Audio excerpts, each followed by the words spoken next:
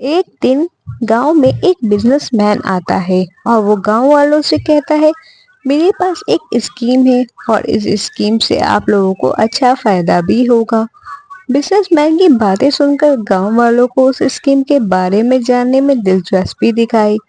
उस बिजनेसमैन ने गांव वालों से कहा, स्कीम ये है कि मैं बंदर खरीदना चाहता हूँ और आप लोगों को मुझे बंदर पकड़ कर देना है। मैं हर एक बंदर का आपको 100 रुपए दूंगा। गांव के लोग खेती का काम करते थे, लेकिन उन सभी ने सोचा ये काम भी बुरा तो नहीं है। गांव के लोग अब बंदर पकड़ने में जुट जाते हैं। कोई एक बंदर पकड़ लाता तो कोई 2 बंदर पकड़ कर लाता है तो कोई 5 बंदर पकड़ कर लाता है। बंदरों के हिसाब से उस बिजनेसमैन ने गांव के लोगों को पेमेंट दे दिया।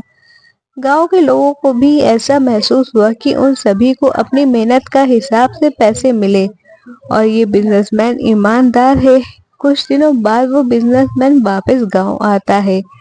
इस बार वो गांव के लोगों से कहता है कि इस बार मैं आप सभी को हर बंदर की 300 रुपए दूंगा। आपको मुझे बंदर पकड़ कर देना है। गांव के लोगों ने आपस में मिलकर ये तय किया कि हम ये काम करेंगे, किंतु इस बार बंदर इतने बचे ही नहीं थे, इसलिए उन लोगों को बंदर ढूंढने में दिक्कत हो रही थी।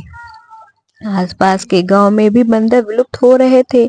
इस बार गांव के लोगों ने बंदर ढूंढने में बहुत मेहनत की, फिर भी पिछली बार की तुलना में इस बार कम बंदर मिले थे। अंत में गांव के लोगों को सफलता मिली और जिसने जितने बंदर पकड़े थे उनके हिसाब से बिजनेसमैन ने सभी को पैसे दे दिए। थोड़े दिनों बाद ये बिजनेसमैन फिर से गांव में आता है और गांव के लोगों से कहता है, इस बार मैं आपको हर एक बंदर का 500 रुपए दूंगा।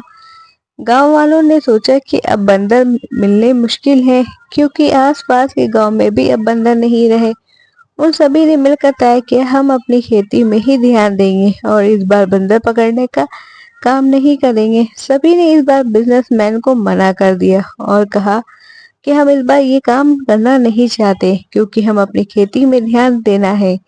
इस बार वो बिजनेसमैन चला जाता है। थोड़े दिनों बाद वो बिजनेसमैन फिर से गांव में आता है और वो इस बार गांव वालों से कहता है कि इस बार मैं आप सभी को हर एक बंदर के 2000 रुपए देने वाला हूँ। आप सभी को मुझे बंदर पकड़ के देने हैं। बिजनेसमैन ने पहले भी गांव के लोगों को पैसे दिए थे, इसलिए उन लोगों ने इस बार बिजनेसमैन पर भरोसा था। लेकिन बात ये भी थी कि अब बंदर बचे ही नहीं थे। गांव के लोगों ने उस बिजनेसमैन से कहा कि बात ये है कि अब बंदर बचे ही नहीं है और हमें मिलेंगे भी नहीं, इसलिए हम ये नहीं कर सकते। बिजनेसमैन ने कहा, अच्छा ठीक है, और वो निकल जाता है। लेकिन उस बिजनेसमैन के साथ उसका एक नौकर भी था और उसने गांव के लोगों से कहा कि मेरे सेठ तो चले गए, आप सभी चाहे तो मुझसे 1000 रुपए में बंदर खरीद कर सेठ को 2000 रुपए में बेच सकते हैं। गांव वालों ने कहा, अच्छा ठीक है, हम ये करने के लिए तैयार हैं, क्योंकि उन सभी को उस बिजनेसमैन पर भरोसा था। गांव के लोगों ने उस बिजनेसमैन के नौकर से बंदर खरीदे और वो नौकर भी बंदर देकर वहां से निकल गया।